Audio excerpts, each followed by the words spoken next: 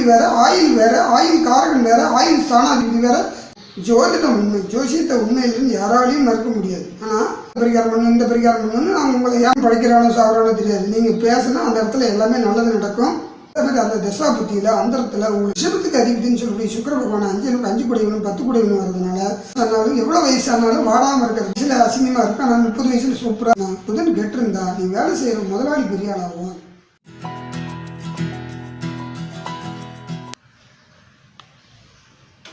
நண்பர்களுக்கு வணக்கம். இன்னைக்கு உங்களுக்கு நேரலையில் மகர லக்னத்தை பற்றி சொல்கிறேன். மகர லக்னம்னா என்ன?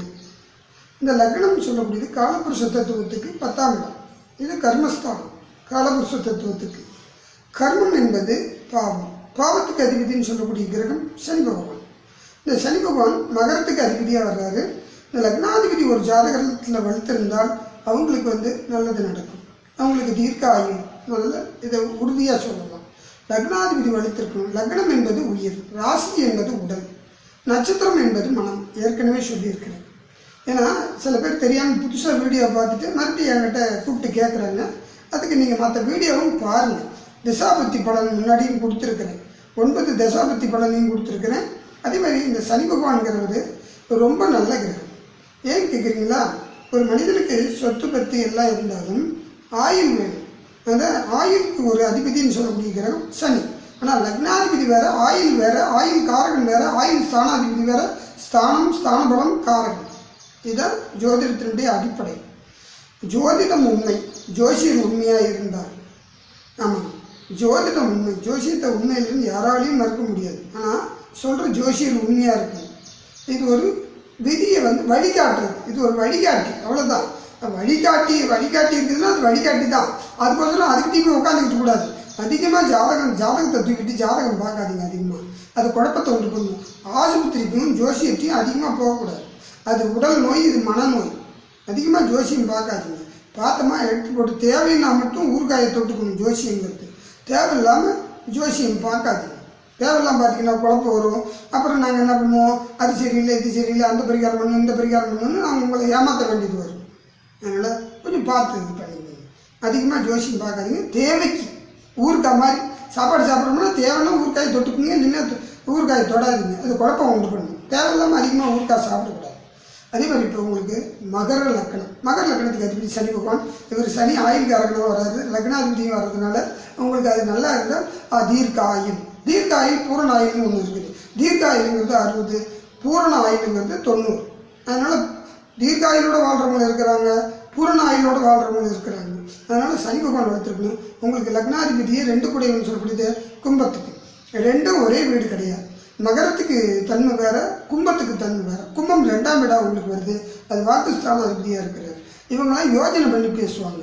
பேசுறதுல இவங்ககிட்ட யாருமே பேசி ஜெயிக்க முடியாது. யோஜனை பண்ணி பேசினாலும் அடித்தா நெத்தி அடிங்கிற மாதிரி. அது மைனாரிட்டியாக பேசுறது. தேவையில்லாமல் பேச மாட்டாங்க. பேசுறதுக்கு கூலி கேட்பாங்க. அப்போ இவங்க பேச்சாளர் ஆகலாம்ல? நான் சொல்கிறது கரெக்டுங்களா? ஏன்னா பேசுறதுக்கு கூலி கேட்குற அளவுக்கு இவங்க பேசுவாங்க. தேவையில்லாமல் பேச மாட்டாங்க. சனி பகவான் கெடக்கூடாது.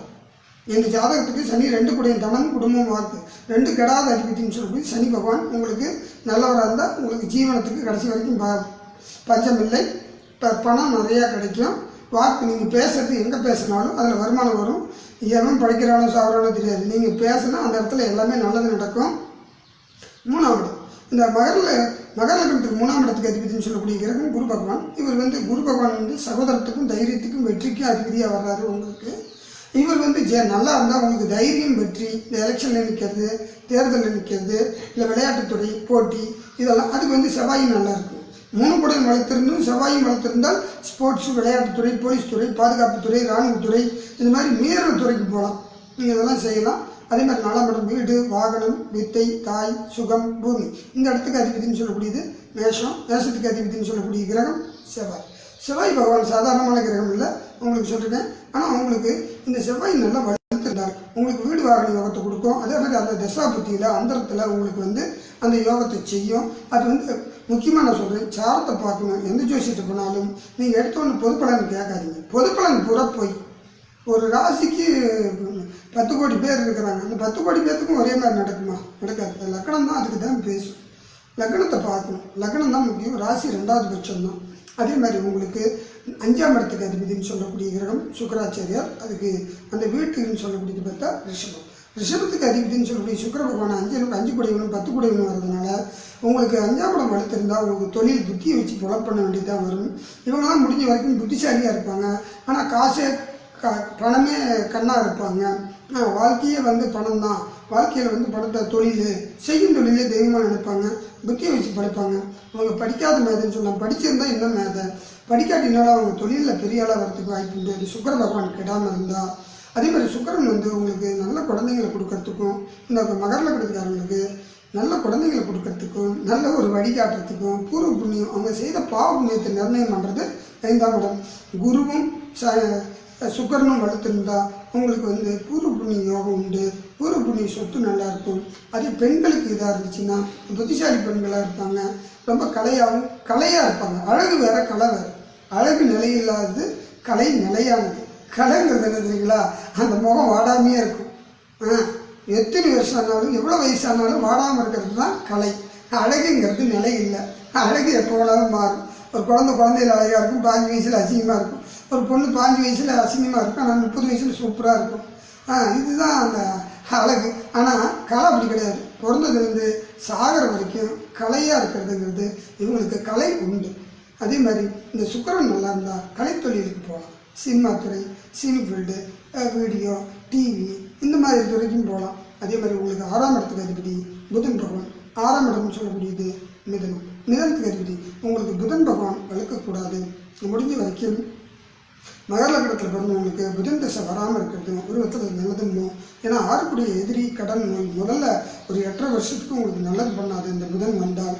மகர லக்னத்துக்காரங்களுக்கு அப்போ உங்களுக்கு புதன் எப்படி இருக்குன்னு பார்த்துக்கங்க. அது முக்கியமாக 6வது திசையோ 6 திசையோ 6ல் இருக்கிற திசையோ வரக்கூடாது. அதுலேயும் சாரம் பார்க்கணும்னு சொல்லியிருக்கிறேன்.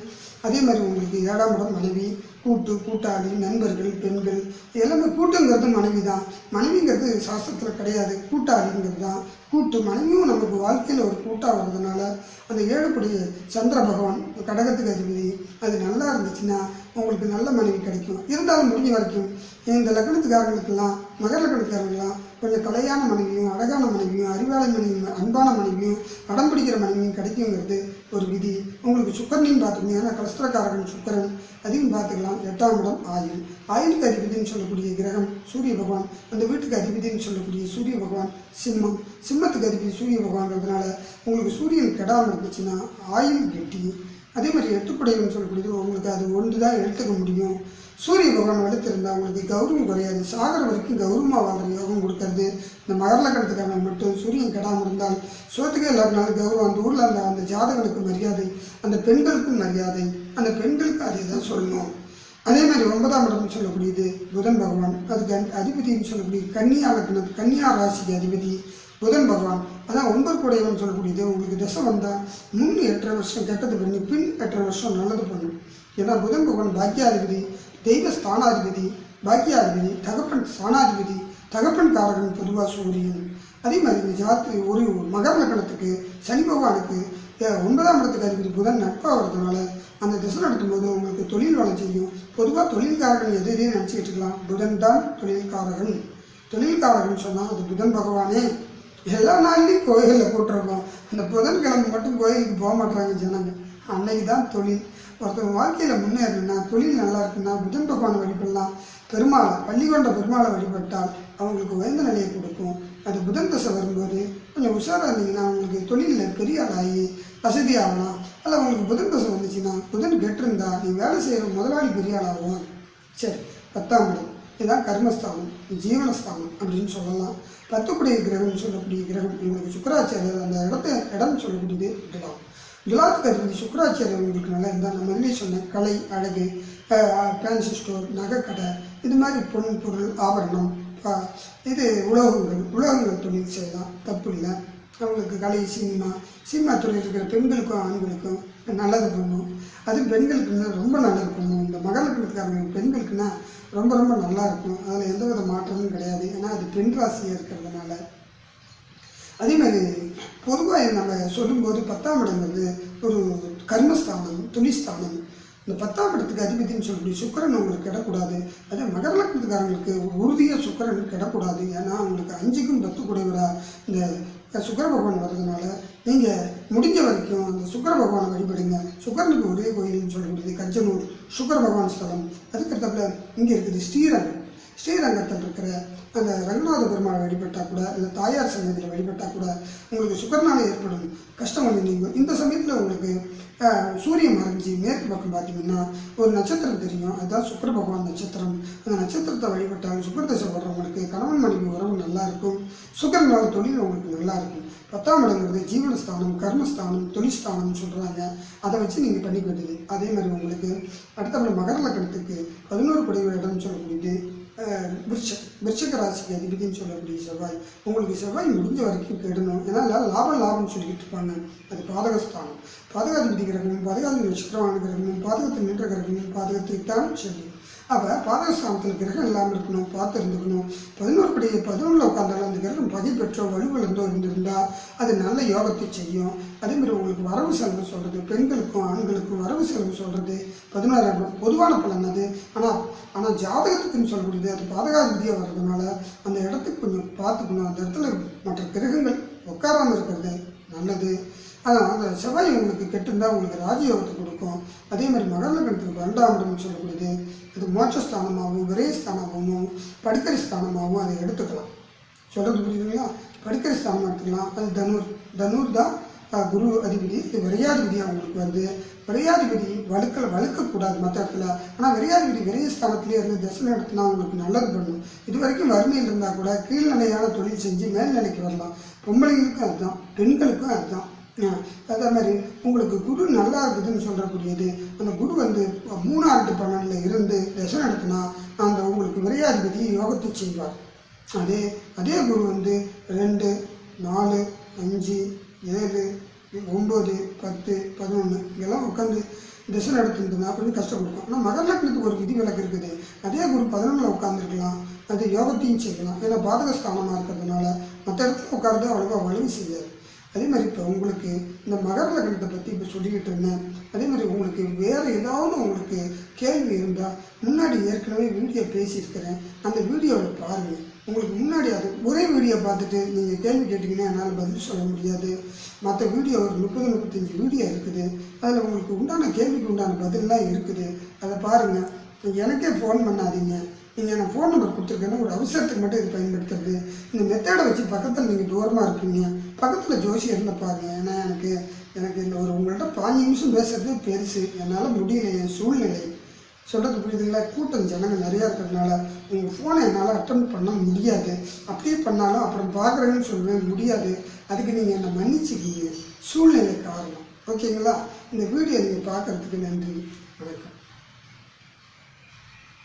நீங்கள் பார்த்துட்ருக்கிறது கிறிஸ் குட்மேன் சேனல். இந்த சேனலில் ஜோசியை பற்றிய தகவல்களும் ஆன்மீக பற்றிய தகவல்களும் போட்டுருக்குறோம். முடிஞ்சால் சப்ஸ்கிரைப் பண்ணிக்கோங்க. வாரம் ஒரு முறை யூடியூப்பில் லைவ் ஃப்ரீயாக அஸ்ட்ராலஜி சொல்லிகிட்ருக்குறோம், அதாவது இலவசமாக ஜோதிடம் சொல்லிகிட்ருக்குறோம். வாரம் ஒரு முறை சப்ஸ்கிரைப் பண்ணிங்கன்னா நோட்டிஃபிகேஷன் வரும். நீங்கள் இதில் ஜாயின் பண்ணிக்கலாம், ஃப்ரீயாக தெரிஞ்சுக்கலாம்.